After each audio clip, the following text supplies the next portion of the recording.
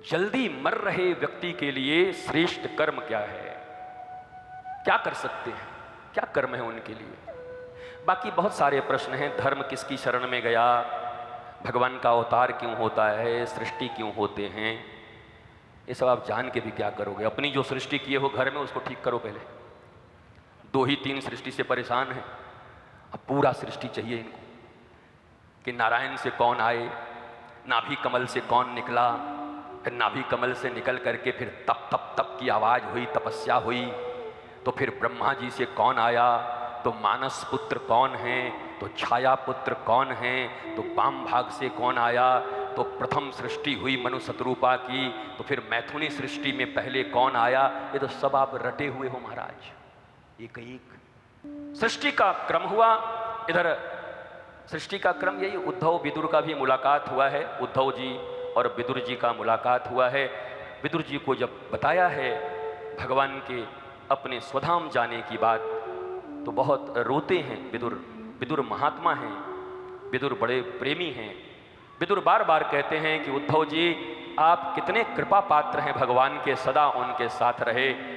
उद्धव जी कहते हैं विदुर जी मैं तो शरीर से साथ था, पर हर बात में ठाकुर आपको याद करते हैं, आपसे बड़ा कौन हो सकता है, आप यादों में थे। जब 2 संत मिलते हैं तो भगवंत की और एक दूसरे की श्रेष्ठता की चर्चा करते हैं, और जो जब दुष्ट मिलते हैं तो अपने अपने अहंकार में, देवता भगवान तो पीछे चले ही गए, अपने अहंकार में सबको नष्ट करने की बात सोचते हैं। जो जैसा मिले, शराबी शराबी से, कबाबी कबाबी से, संत संत से, उद्धर और विदुर का मुलाकात। लेकिन जब पूछा कि कुछ सुनाओ और सुनाओ, भागवत ज्ञान दिया है भगवान ने आपको, जरा वो सुनाओ।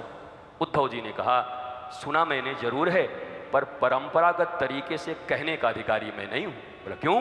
बोला भगवान ने मैत्रेय ऋषि को भी सुनाया था और कहा कि परंपरागत तरीके से विदुर अगर पूछे तो मैत्रेय को बोलना को उनको हमारा भागवत धर्म को सुनाएंगे। महाराज भगवान ने बड़ी बात कह दी है, ये सबको हम सबको ध्यान देना पड़ेगा। विदुर जी को उद्धव सब सुना सकते थे। उद्धव से बड़ा ज्ञानी कौन? बृहस्पति का शिष्य महाराज वृषणवंशी, कौन उनके सामने टिका है। लेकिन कहा नहीं नहीं नहीं, मैत्रेय जी सुनाएंगे। और मैत्रेय और विदुर का संवाद है। एक बड़ा प्यारा प्रश्न किया है कि सभी लोग कर्म करते हैं सुख के लिए, पर उनको दुख क्यों मिलता है? अब बताओ, ये 1000 वर्ष, 2000, 3000, 4000, 5000 जितने वर्ष पहले लिखा गया हो, और कथा उस समय की है, पर आज लागू है कि नहीं आप पर? हर मनुष्य कर्म करता है सुख के लिए, पर उसको दुख क्यों मिलता है? दुख के लिए तो कोई प्रयत्न नहीं करता, और बिना कोशिश ही के इतना दुख मिल रहा है, और कोशिश के बाद सुख नहीं मिल रहा है। ये प्रश्न है मैत्रेय से विदुर जी करते हैं, और उत्तर भी बहुत साधारण दिया है कि केवल शरीर से जुड़े हुए हम सब हैं। भगवान का सत्य और जगत का सत्य, ब्रह्म सत्य, जगत भी सत्य, लेकिन जगत के सत्य और ब्रह्म के सत्य में इतना अंतर है। ब्रह्म का सत्य शाश्वत है, शाश्वत जो सदा था, है, रहेगा। जगत में जो सत्य दिखाई पड़ रहा है वो कल नहीं था, आज है, कल फिर हो सकता है, और परसों फिर गायब हो सकता है। तो जब अनित्य वस्तुओं के प्रति इतनी प्रीति हृदय में आ गई है, तो उस व्यक्ति का जीवन भी अनित्य ही होगा। कभी सुखी होगा, कभी दुखी होगा, कभी हाय हाय करेगा। इसका परमानेंट इलाज क्या है? कहा उस शाश्वत परमात्मा के साथ जिसका संबंध हो जाए तो वो सदा आनंदित होगा, सुख दुख के चक्र से मुक्त हो जाएगा। सुख है तो दुख भी होगा, दुख है तो सुख भी होगा, पर आनंद में आ गए जय कन्हैया लाल की तो फिर कुछ नहीं होना, फिर मामला बन जाएगा, बात बन जाएगी। दिव्याति दिव्य भाव से और भी सृष्टि के क्रम का प्रश्न किया। नारायण 24 तत्व 25वां स्वयं को उन्होंने प्रस्तुत किया। उस जल में, जो जल में निवास करते हैं उनको नारायण भी कहते हैं। नारायण, नारायण से ब्रह्मा, और ब्रह्मा से ये सब जितने सनक सनंदन, ये वो नारद जी सब, और ये सब करते कराते अब मनु और शतरूपा और छाया से करदम ने जन्म लिया। करदम ऋषि हजारों वर्ष की तपस्या में लीन हैं। मनु शतरूपा की 2 पुत्र और 3 पुत्रियां। तो सृष्टि के क्रम में यह भी बताया गया, जब पहली बार